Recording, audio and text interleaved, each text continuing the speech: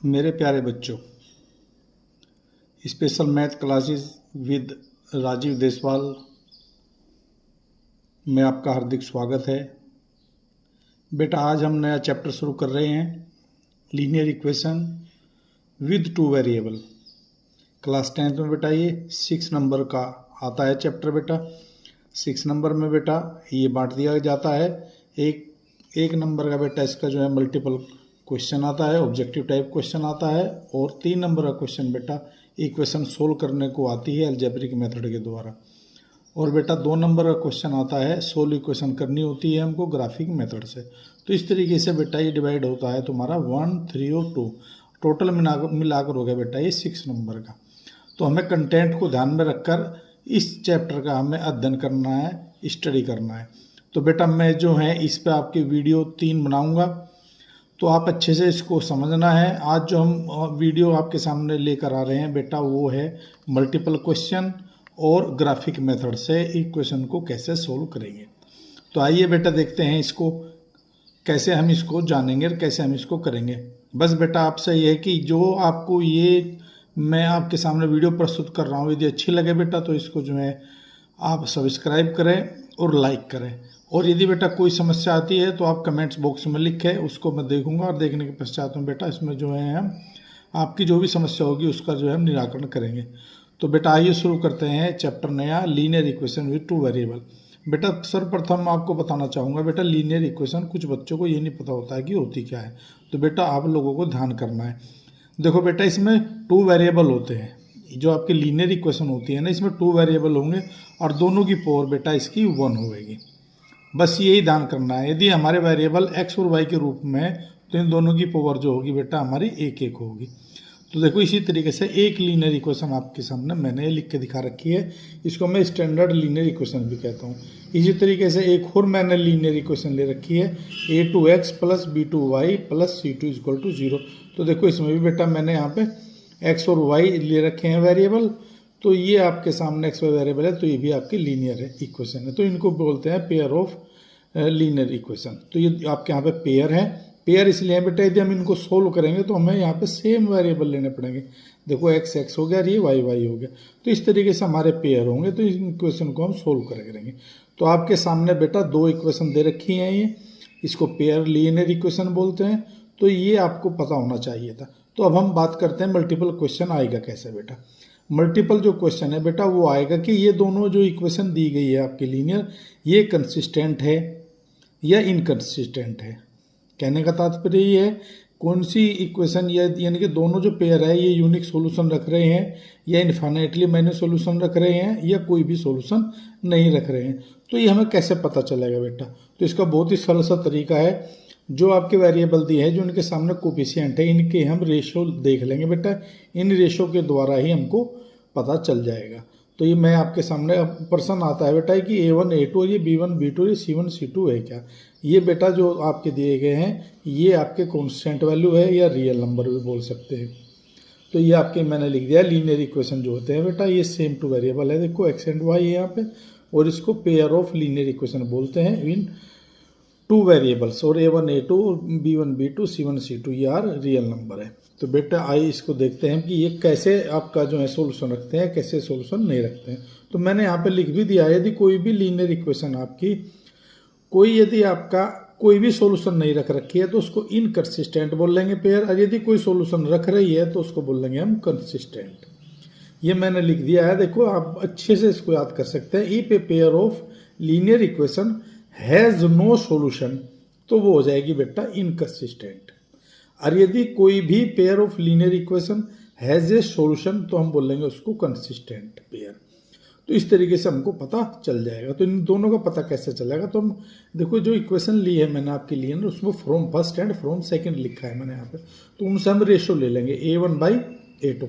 तो देखो यहाँ पे जो x के आपके जो वेरिएबल है इसके यहाँ पे जो कोफिशिएंट है a1 और a2 यहाँ से उठा लेंगे। देखो a1 और a2, इसी तरीके से b1 और b2 ले लेंगे यहाँ से, इसी तरीके से c1 और c2 ले लेंगे। तो हमारे पास में 3 रेशो हो गए, 1 2 और 3। इन्हीं की सहायता से हम ज्ञात कर सकते हैं। यदि आपके पहले 2 रेशो है बेटा ये a1/a2 is not equal to b1/b2, यदि ये दोनों बराबर नहीं है तो हम बोल देंगे तो पेयर ऑफ लीनियर इक्वेशन है बेटा, कोई भी सॉल्यूशन नहीं, वो हैज़ ए यूनिक सॉल्यूशन, वो यूनिक सॉल्यूशन रख रहा है। और जैसे सॉल्यूशन रख रहा है तो वे जो लीनियर आपकी इक्वेशन है वे आपकी कंसिस्टेंट होगी।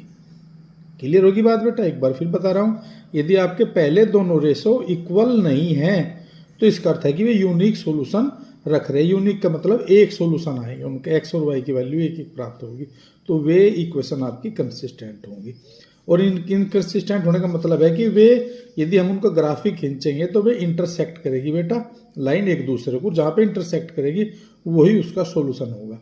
इसी तरीके से दूसरा बेटा a1/a2 बराबर b1/b2 बराबर c1/c2, यदि तीनों रेशो बराबर है इसका मतलब है उसके बहुत सारे सॉल्यूशन है, तो ये बोल लेंगे इनफाइनाइटली मैनी सॉल्यूशन है उसके। और वे क्या होगी बेटा, यहाँ पे देखो वो भी कंसिस्टेंट होगी आपकी, पक्की 100% का वो तुम्हारी कोइंसिडेंट लाइन्स होंगी। क्या बोलेंगे उसको? Coincident line. तो इसी तरीके से बेटा थर्ड है a1/a2 is equal to b1/b2 is not equal to c1/c2। यदि पहले दो बराबर रेशो बराबर है, तीसरा बराबर नहीं है, तो यहाँ पे बोल देंगे कोई भी उसका सॉल्यूशन नहीं है, तो वे जो पेयर ऑफ लीनियर इक्वेशन है बेटा वे तुम्हारी इनकंसिस्टेंट होगी, अर्थात वे दोनों लाइन कहीं भी नहीं मिलेगी, दोनों पैरेलल लाइन्स होगी जब हम ग्राफ करेंगे उसको। तो बेटा ये तीन कंडीशन आपको याद रखनी है। मैं फिर दोहरा रहा हूँ बेटा, a1/a2 is not equal to b1/b2 has unique solution consistent, a1/a2 is equal to b1/b2 is equal to c1/c2 infinitely many solution consistent, a1/a2 is equal to b1/b2 is not equal to c1/c2 has no solution and inconsistent और parallel lines होगी। तो ये बेटा आपकी तीन conditions है, इसको बार बार लिख कर देखना है, कॉपी पे अपने हाथ से लिख कर देखना है, तो तुम्हें अभ्यास हो जाएगा। और इसका अभ्यास ये लिखने के पश्चात में फिर बेटा क्वेश्चन लेंगे। क्वेश्चन कैसे करेंगे? तुम्हारा ये क्वेश्चन मैंने लिया है, इसको चेक करते हैं बेटा कि कौन सा इसमें कंसिस्टेंट है और कौन सा इनकंसिस्टेंट है। तो ये क्वेश्चन लिया मैंने y + a = 0, 2x - b = 0। तो ये फर्स्ट इक्वेशन, ये सेकेंड इक्वेशन, इसके मैं कोफिशिएंट ले लेता हूँ बेटा, रेशो a1/a2। ये देखो पहले वाले में x है नहीं तो 0 हो गया, दूसरे वाले में x है तो 2 हो गया। इसी तरीके से b1/b2 ले लिया बेटा मैंने, तो b पहले वाले में देखो b की वैल्यू यहाँ पे 1 है और इसमें यहाँ पे x है, y है नहीं है तो इसलिए 0 हो गया। फिर मैंने c1/c2 लिया है, देखो ये a हो गया और ये माइनस का b हो गया। तो हम देखते हैं यहाँ पे a1/a2 is not equal to b1/b2, इसका मतलब has a unique solution, these equations are consistent. ये दोनों की दोनों इक्वेशन कंसिस्टेंट है, इसका अर्थ है कि इनका सॉल्यूशन होगा। तो बेटा इसका सॉल्यूशन हम जब ज्ञात करते हैं, पहली इक्वेशन को ले लेंगे। पहली इक्वेशन देखो यहाँ पे क्या है तुम्हारी, y + a = 0। तो यहाँ पे y = जब निकाल लेंगे ये उधर चले जाएगा -a, तो बड़ी आसानी से हमें y की वैल्यू प्राप्त होगी। इसी तरीके से दूसरी इक्वेशन ली मैंने, 2x - b = 0, 2x = b और x = b/2। तो ये भी बड़ी आसानी से देखो मेरे को यहाँ पे वैल्यू प्राप्त होगी। तो यहाँ पे बेटा x की वैल्यू हमें मिल गई है b/2 और इसकी होगी -a। तो ये देखो बेटा सॉल्यूशन हो गया इसका। इस तरीके से हम सॉल्यूशन भी याद करेंगे और हर क्वेश्चन को बेटा चेक करा करो उससे कि वो कंसिस्टेंट है इनकंसिस्टेंट। इससे बेटा अच्छा तुम्हें अभ्यास हो जाएगा। एक क्वेश्चन और लेता हूँ, देखो मैं, on comparing the ratio a1/a2 और b1/b2 एंड c1/c2 और फाइंड आउट कि जो आपके पेयर से लीनियर इक्वेशन है वे कंसिस्टेंट होंगे या इनकंसिस्टेंट होंगे। क्लियर? एक क्वेश्चन बड़ा देखता हूँ, देखो यहाँ पे तुम्हारे सामने रहता हूँ मैं, 3x + 2y = 5, 2x - 3y = 7। इन दोनों जो इक्वेशन को है हम इस प्रकार लिख लेंगे, 3x + 2y = 5, 2x - 3y = 7 लिख ले बेटा। लेकिन मैं इसको इन दोनों इक्वेशन को स्टैंडर्ड लीनियर इक्वेशन में लिखना चाहता हूँ। स्टैंडर्ड की ना बोल रहा हूँ बेटा, इस तरीके से a1x + b1 y + c1 = 0।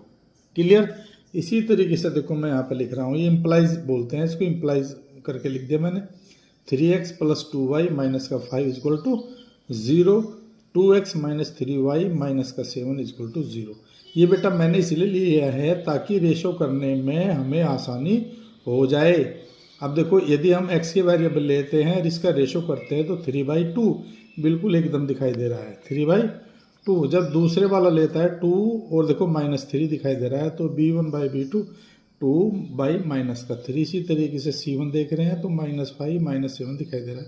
तो हम क्या देखते हैं बेटा, पहले जो दो रेशो है वे इक्वल नहीं है। जब इक्वल नहीं है तो बेटा बोलेंगे हैज़ ए यूनिक सोल्यूशन। तो इसका यूनिक सोल्यूशन होगा, अर्थात जो इक्वेशन दी है बेटा ये हमारी कंसिस्टेंट होगी। बस इतना ही हमें बताना था कि ये कंसिस्टेंट होगी, इन कंसिस्टेंट होगी।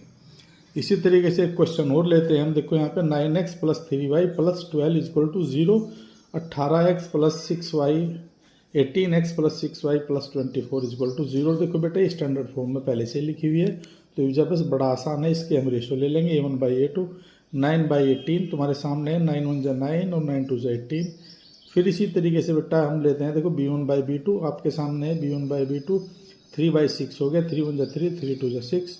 फिर C1 और C2 देखते हैं बेटा, C1 और C2 तुम्हारे सामने है, 12 × 2 = 24। और देखो हम ये क्या देख रहे हैं कि तीनों के तीनों रेशो बेटा सेम है। जब तीनों रेशो सेम होते हैं तो मैंने क्या बताया था, जो आपके पेयर ऑफ लीनियर इक्वेशन दी है बेटा वो हैज़ मैनी सोल्यूशन, बहुत सारे सोल्यूशन है, इनफाइनाइटली सोल्यूशन है उसके, और जिसके सोल्यूशन होंगे बेटा वही इक्वेशन आपकी कंसिस्टेंट होगी।